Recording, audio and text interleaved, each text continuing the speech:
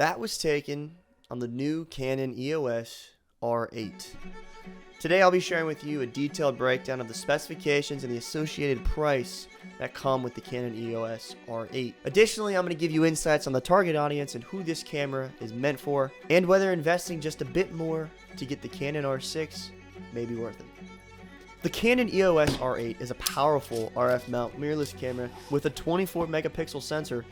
This camera is capable of producing stunning high-resolution images, capable of shooting 4K video at 60 frames per second, oversampled from 6K, with the ability to shoot at 180 frames per second, limited to HD. You'll still capture every detail in slow motion. And the best part of this camera is its price point, coming in at $1,499, a mirrorless full-frame sensor camera under $1,500. It's an affordable option for anyone looking to up their photography or videography game. The Canon EOS R8 and the R6 both have numerous similarities, including the same full-frame sensor, the same ISO range, the same autofocus, the same 4K at 60 FPS oversampled from 6K, and both with a multi-angle touch LCD screen. So being that both cameras have all these similarities, what are the factors contributing to the $1,000 price hike from the R8 to the R6?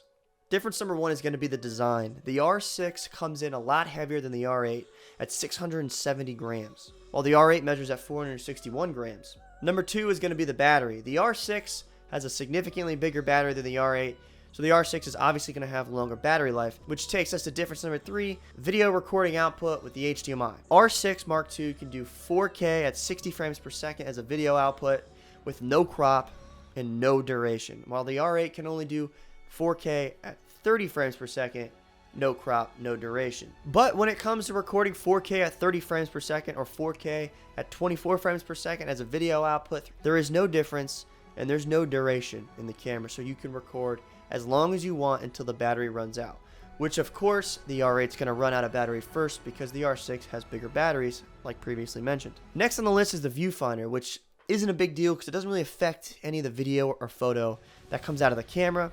But some people like to have a higher quality and crisper image when looking through the viewfinder. Next up on the list is the memory cards. Now this could be a big difference depending on what you're looking to do for the camera. The EOS R8 only offers one memory card slot, while the EOS R6 offers two SD card memory slots. Now for me, that's not a big deal, but somebody who's in the field for 12 hours in a day, well, this might be a big deal.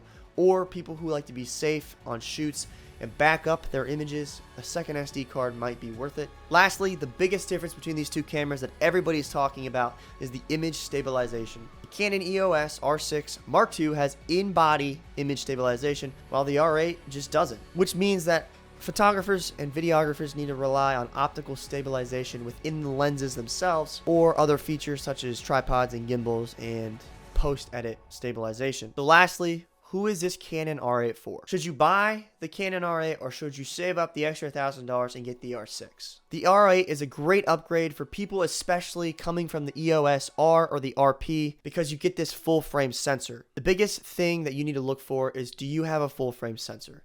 If you do not, I recommend upgrading to the R8 because that's going to give you most of the capabilities of a big time camera like the R6 without that price point. If you're asking yourself the question, do I get the R8 or the R6? The determining factor is probably the money. And I'm telling you right now, if you're asking that question, do not spend the extra $1,000 on the R6. Promise you, the R8 is just fine. Do not dig deeper in your pockets to get the R6 when the R8 offers most of the capabilities that you need. But then again, who the fuck am I? Waiting an extra couple months to save up $1,000 to get the R6, you know, that might not be a bad move for you. If you haven't seen the video I made with the R8, go check it out above. It's actually super funny. Of taking photos of blue-ass water, expensive cars, and women. Canon cameras may raise your judgment towards Nikon and Sony user. When you can't afford it, buy it anyway. Ask your doctor about the Canon R8 today. Or don't. I don't give a fuck. So, please go look at it. I need the views. Sometimes I like to hike up mountains just to see how crazy small we are. So spend this world. Please click it. So how the fuck are you still bitching about your problems? Can you fall apart, baby girl? Please.